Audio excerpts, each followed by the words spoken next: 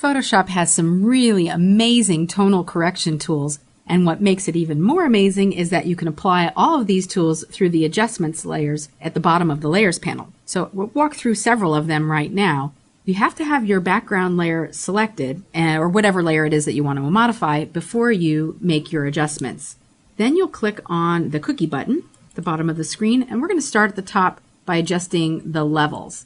Now the levels, when you open up this dialog box, it has what's called a histogram, and the histogram is a mountain range that represents the values from dark to light within your selected image or whatever layer it's modifying. Like with a fill adjustment layer, these tonal correction adjustment layers also have a mask that will apply the adjustment to the entire document, or if you modify the mask to just a selected area. You can use the sliders on the histogram to increase or decrease the midpoint marker, increase or decrease the darks and the lights over on this side.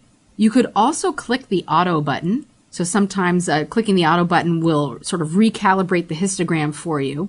And you may not see any changes at all, but you can use these buttons here at the bottom. If you wanted to see what it was before you made a change, just click it before and after, and it just shows you what's happening before and after, like a little quick preview toggle. One thing that I like to do with the levels is use these eyedroppers. You can click on the white point and then choose an area that has the whitest white in your document and click on it. And that may not be the whitest white. And then you'll do the same thing for the black point. So you'd have to find something in your document that would represent the blackest black. So I might try to get somewhere in here. And then based on wherever you click, that will change the whole temperature of your image and the way that the whole image is sort of calibrated. Depending on where you click, like I say, it can really change how the image looks. So maybe there's a black up in here somewhere, or I would try to go back in this dark area. Might take a little finessing. Or you could just go back and click that auto button again, and it'll put you where you were before, and then you can adjust these midpoint black and white markers to your satisfaction. You can go in and adjust the individual channels, the red, green, and blue channels, if you didn't want to do them all at once, just by selecting those and then adjusting the histogram for each.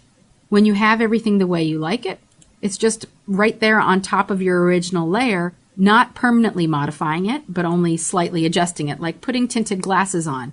The cool thing about this is that you can double click at any time to reopen this levels adjustment dialog box, make your changes, and those changes will save unless or until you change them another time. If you wanted to modify the mask with your paintbrush tool, painting in black and white, just click here to select the mask and paint your adjustments. Select our background layer and show you another one of the options. We'll do curves. Curves are almost identical to levels in that they also include a histogram, but curves tend to give you even more flexibility because you can have multiple midpoint markers to create a more curvy curve. Instead of just an arc that goes up and over, you can create an S curve, a wobbly, wavy curve. You can do whatever you like. So like with levels, you have your black point and your white point, which you can adjust along this scale or even along this edge here. So I might darken it by moving it into the right a little bit. And I usually try to use the histogram as a guide for where those markers should go. Like I think right now the whites are pretty bright. I don't even think they need to be lightened up at all. So I would leave it like that. Now as far as the midpoint markers go, you can add markers as often as you like by clicking right on that line. You can then click and drag to adjust the tonality of that midpoint marker up and down, or even left and right to change how the tonality is falling across your image.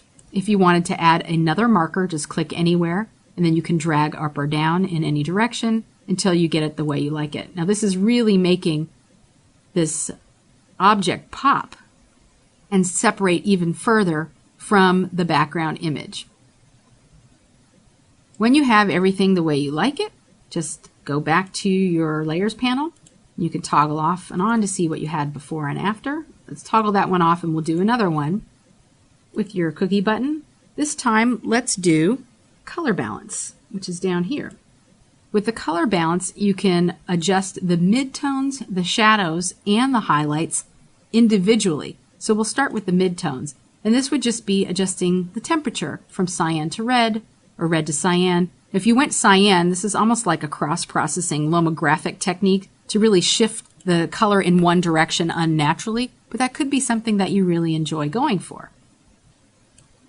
You know, usually yellow cyan makes it seem more Lomo or super red, but you can play around with these individually. So let's do the highlights now. We'll adjust the highlights. I'm just playing around with these, not doing anything in particular. And now let's do the shadows.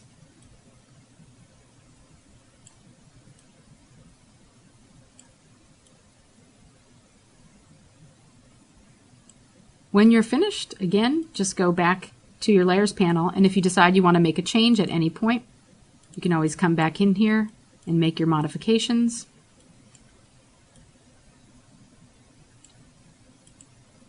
We'll hide that and we'll show you another one. How about let's do brightness and contrast. This is a really simple adjustment layer in that there's only two options here.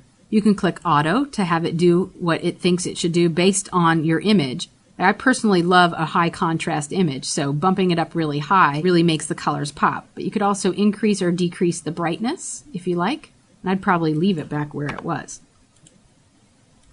Let's try another one. This time let's do black and white. With black and white, it adjusts your images to black and white, but you can use the colors inside to adjust the hue and saturation. So I might really want to make the red much darker.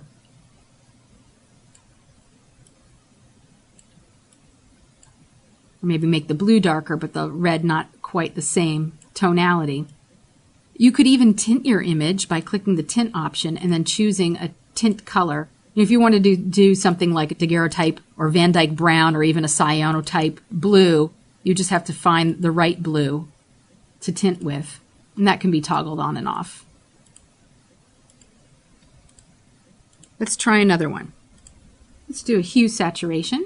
Now the hue saturation has a full rainbow slider, so you can adjust the entire tint of your whole image just by adjusting the hue slider. Wouldn't it be nice if our flag was that color? I like that. Okay, then you can also increase or decrease the saturation and increase or decrease the lightness, the overall image. You could also colorize based on a particular tint. And what's more, you can even go in and adjust just the reds, just the blues, just the greens, yellows, cyans, magentas, etc. Now notice that I've changed the color of the pinwheel, but I might not want it to change that background color, which is kind of beigey, khaki. If I wanted to, I could adjust that by modifying my mask. And you can tell your mask is selected when you have those four corners around that mask. Then you can paint with your regular paintbrush tool. I'll just increase the diameter with my keyboard shortcut, the right bracket to increase, left bracket to decrease the size. And now I'm just sort of painting away those areas so I get that background color back. The black areas are revealing through to the original. The white areas are showing me the mask. Of course, I can increase and decrease my brush size and spend a lot of time and really get in there and do a fine cleanup job here, or even go and make a nice selection of my pinwheel and then come back around and do a deletion of some of the space on the mask. And of course, if I wanted to modify the mask again at any time, I could come back in here, make it go back to normal, maybe just bump up the saturation a little bit, like so. And it's still only applying to the masked areas. Let's do one more option called posterize. And with posterize, you can specify the number of levels. Think of levels like colors. So you can increase the number of colors. So 2 would be the fewest, but you can increase that to 3, 4, 5, 6, as many as you like. I kind of like the 5 or the 4. And what's neat about this too is you can adjust the blending mode. You can adjust the opacity. And you can combine these different effects with your image. So that's kind of neat. And then maybe just bring the opacity down to make your work really stand out and be unique. Now there's another option that I want to show you. It's called shadows and highlights. Now this image is of a dog sitting in a car on a hot day, but there's so much glare going on that it's hard to see what's going on the inside, and the glare is actually quite distracting. Now, the purpose of this adjustment, shadow highlight adjustment, is to help salvage images where the subject is either silhouetted due to strong backlighting, or to improve an image where the color's been washed out by the key light being too bright, or in this case, the sun is really glaring on the car, but we want to bring out some of the image behind the glare.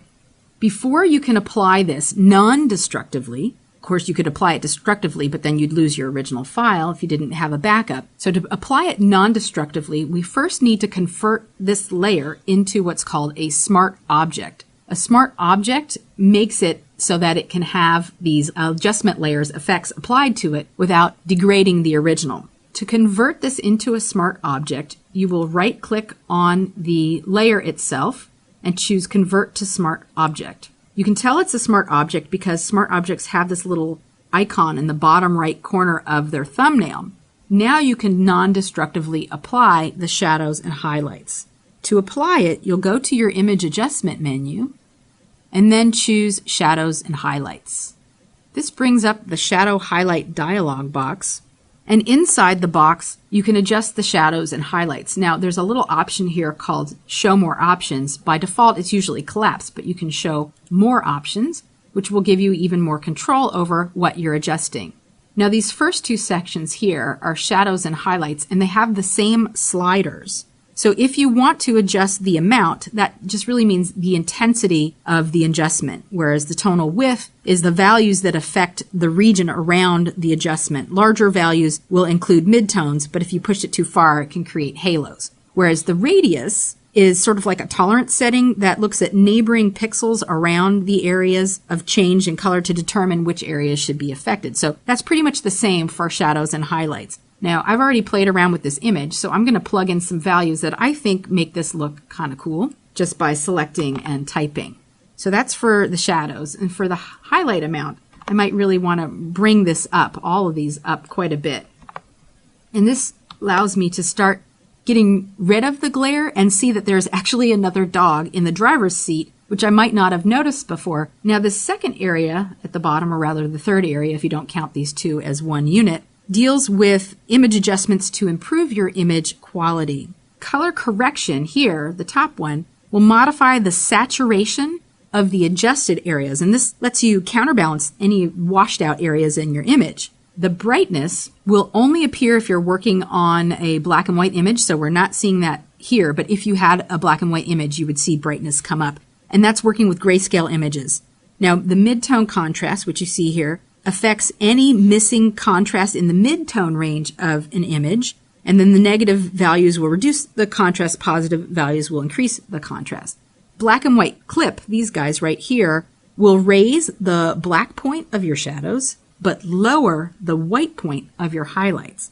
So you can increase or decrease the color correction. So if I increase it, we really get like crazy saturation, almost unnatural saturation. So you'd probably want to leave it a little bit lower depending on your image and how it was shot. And as far as the contrast goes, really depends on your image, how much you determine is too much. Probably leave it somewhere in the 60 range for this one. So if you didn't want your colors to clip, like losing details in the shadow and highlight areas, you would increase or decrease the black or white clip. If you have a tonal correction like this and you wanted to save it and use it again, you can save it as a default, or actually save it and then reload it in at any time for batch processing with particular images. And when you have your image ready to go, just click OK. And you'll see what happens. Similar to working with adjustment layers, you have what's called a smart filter, which is itself a mask, and that can be toggled on and off. Or almost like the effects that you use with the FX button, the styles, you can toggle off the shadow highlight. And you could go in at any time just by double clicking, reopen the dialog box, make your changes, and click OK when you're done. And if you wanted to modify the mask so that you're seeing through to the original layer, all you would have to do is select the mask here and then paint with black or white. So I might really miss some of the contrast that was showing up here on this rear view mirror, side view mirror rather. So I might want to paint with my paintbrush on the filter to reveal the underlying image, like so. And you'd spend a little bit of time making some fine-tuned adjustments so that it looks exactly the way you like it. So that's working with these tonal correction adjustment layers, working with smart filters, smart objects, and the shadow and highlight.